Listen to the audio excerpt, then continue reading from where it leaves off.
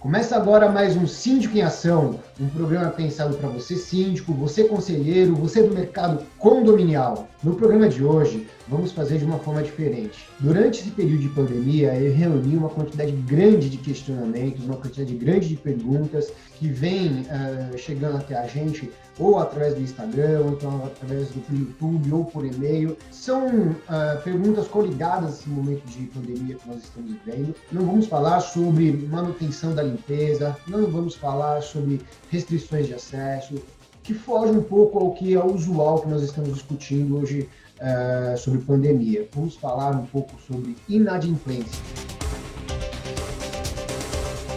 Muitos questionamentos vêm me fazendo durante o período todo de pandemia que nós estamos vivendo, durante as lives que nós estamos fazendo, e que eu acho que é pertinente nesse momento começar a passar para vocês. Lembrando que eu venho dizendo já há algum tempo que a nossa crise nos condomínios, o que a gente vai começar a receber de inadimplência, começa agora em junho. Acompanhe comigo, a pandemia começou em março. Fechou-se o mercado em março e automaticamente as pessoas tinham algum fluxo financeiro em março. O pré-vencimento de abril não era o problema. Normalmente as pessoas têm uma reserva, automaticamente o pré-vencimento de maio passou a ter um impacto menor. E foi o que nós vimos na prática. As inadimplências elas não foram do tamanho que nós imaginamos. Só que agora em junho vamos ter uma ingrata surpresa. E essa ingrata surpresa tem como ser considerada de uma forma diferente. Há uma necessidade de um olhar clínico, um olhar didático do síndico, para que atenda ao morador e para que não penalize ele demais no momento que ele possa precisar da sua ajuda. Eu separei algumas perguntas, algumas questões que podem ser umas questões que você também tem aí no seu dia a dia. Vamos a elas. Um morador me fez um questionamento sobre um processo chamado adjudicação. Esse processo, na verdade, é quando o condomínio recebe o imóvel como parte de pagamento, como integral pagamento pela inadimplência. A pergunta dele é: Alexandre, e sobre o aluguel do imóvel para pagamento do acordo de inadimplência, podemos fazer? Tanto o processo de receber o imóvel como parte de pagamento ou integral pagamento da dívida, você precisa aprovar em assembleia, assim como a alocação de qualquer parte comum no condomínio. É importante lembrar que cada processo que você tenha dentro do seu condomínio, para aprovação, há um quórum mínimo necessário. Sugiro que você faça a leitura da sua convenção e entenda se há alguma indicação para isso dentro da convenção. Se não houver, procure dentro do Código Civil que há um percentual de votação mínimo para cada situação. Neste caso específico, eu já passei por um processo desse, é a necessidade de 2/3 do condomínio.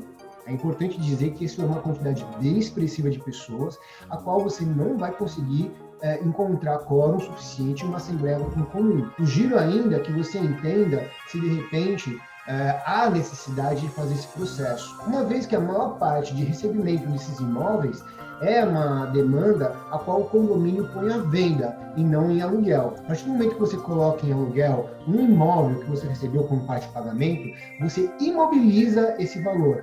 Imobilizando esse valor vai inviabilizar você de fazer investimentos em outras frentes. Lembrando que o pagamento dessa cota condominial é de ordem ordinária, o que você também tem que fazer a aprovação.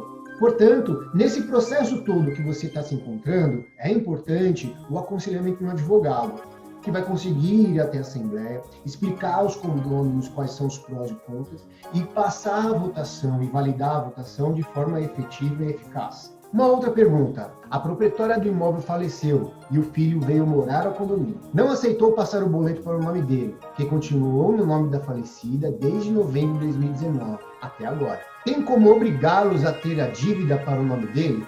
A correspondência de cobrança do Serasa e do banco estão chegando, mas como é nome da falecida, ele não dá a menor importância. O que podemos fazer? Situação comum que a gente acaba se encontrando. Mas nesse processo, pelo entendimento do andar, você já está em processo jurídico. E uma das primeiras fases do processo jurídico é que você tire uma certidão do imóvel. Você precisa saber a matrícula do imóvel em nome de quem está. A partir daí, o seu advogado deve doutrinar a cobrança de uma forma a impulsionar as cobranças e a efetivação da ação em cima do nome da pessoa que é o proprietário. Nesse ponto, vale lembrar que toda a dívida do condomínio contraída por cotas condominiais é do imóvel e não da pessoa. Isso é um trâmite necessário para toda vez que você vai fazer a transferência de um bem para o nome de outra pessoa, uma solicitação de uma chamada CND, que na verdade é certidão de débitos negativos, para que confirme que aquela unidade não tem nada a pagar ao condomínio. Se a pessoa ou o cartório não fez isso, um trâmite foi pulado e o condomínio não vai arcar com esses custos, sendo que o imóvel responderá pelo custo total da dívida dele. Outra pergunta: o que você tem a dizer sobre acordos extrajudiciais? É muito comum e muito razoável que as pessoas procurem o síndico para tentar fazer um acordo antes de ir para um processo jurídico.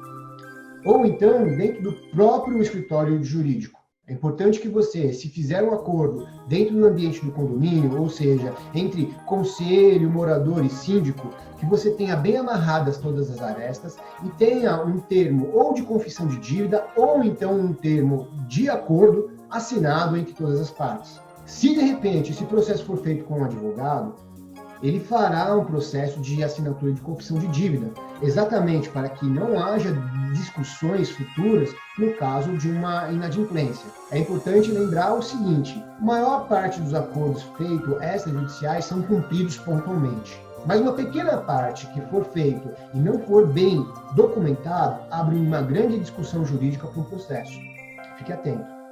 Uma outra pergunta muito curiosa e muito discutida nesse momento de pandemia. Multas e juros, podemos retirar para ajudar o condômino? Vejam bem, é um processo que depende de muita formalização. Não acho que é um processo seguro para o síndico, uma vez que, isentado de juros uma certa pessoa, dá o direito a todo o ambiente do condomínio a solicitar o mesmo direito. Lembrando que aquele custo que ele deixou de pagar, certamente é de cota condominial, e que o condomínio teve que arcar com as despesas daquela unidade de alguma outra forma, que ou oneraram em juros ou oneraram em esforço financeiro. O percentual de juros cobrado na cota condominial por atraso é mínimo, e ele serve como uma compensação por esse esforço do condomínio procurar a renda em outro local. Existem ainda algumas jurisprudências desfavoráveis aos síndicos que fazem esse trâmite. Nesse momento de pandemia, muitos síndicos optaram por essa situação. Eu, nos meus condomínios, não optei, visto o risco que nós corremos em uma ação reversa de outros moradores pedindo a mesma garantia de direito.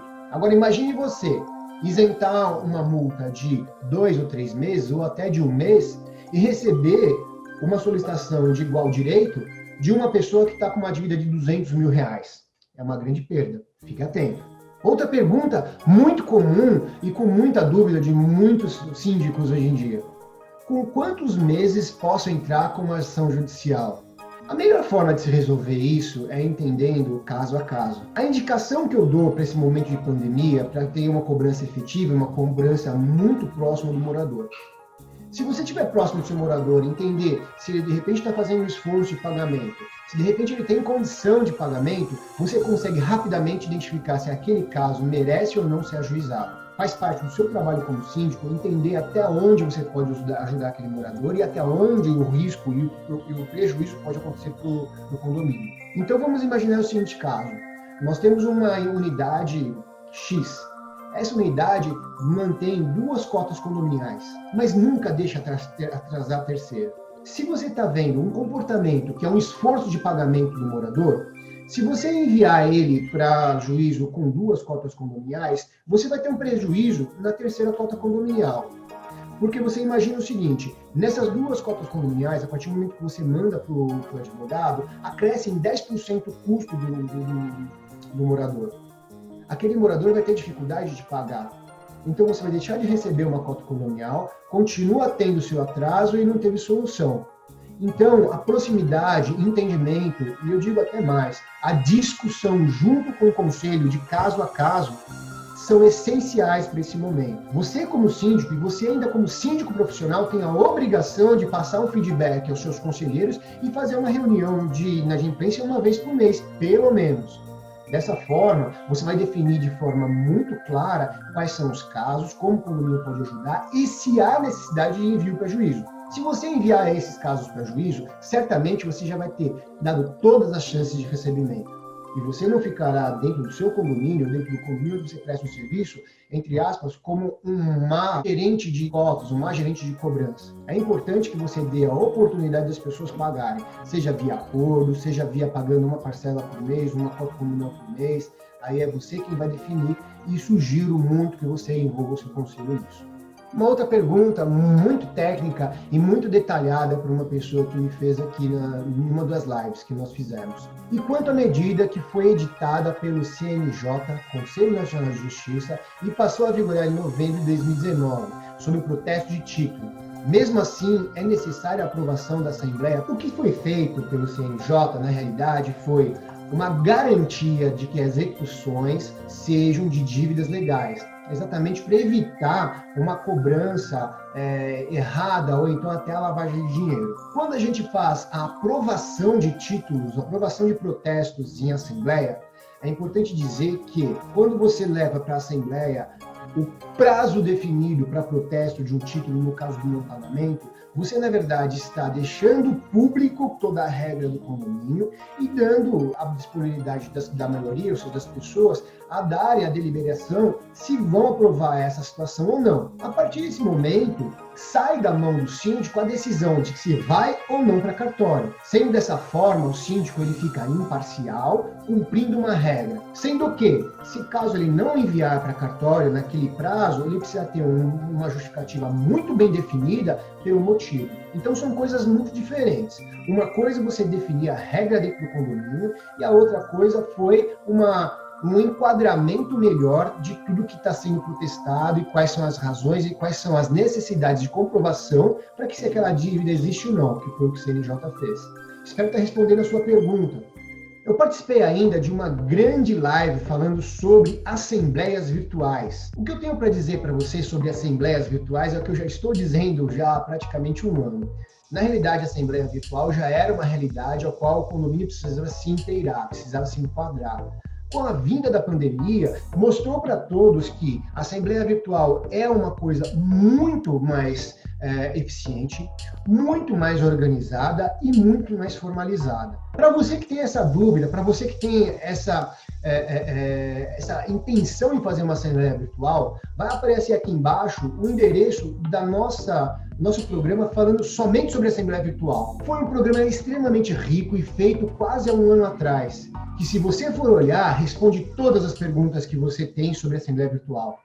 E é isso, pessoal. Espero poder ter ajudado vocês com essas perguntas e respostas. São coisas que eu tirei de algumas lives que nós fizemos e eu vejo que são casos bem típicos de dúvidas de gestão. Não de assembleia, mas de gestão. De dúvida de conselho, de dúvida de síndico, de dúvida de subsíndico e às vezes dúvida até de administradora. Então é importante que vocês entendam que a nossa intenção aqui é levar para vocês a maior base possível para a decisão da sua dia a dia, decisão de uma forma efetiva da sua gestão, de forma eficaz da sua gestão. Para você que tem alguma dúvida para enviar, assim como eu venho recebendo essas, venho recebendo muitas outras, pode mandar ou pelo nosso Instagram, que vai estar aqui embaixo, ou então pode nos procurar através do e-mail, que também vai aparecer aqui, ou então faça comentário aqui embaixo dessas perguntas, desse vídeo. Grande abraço a todos e até o próximo programa.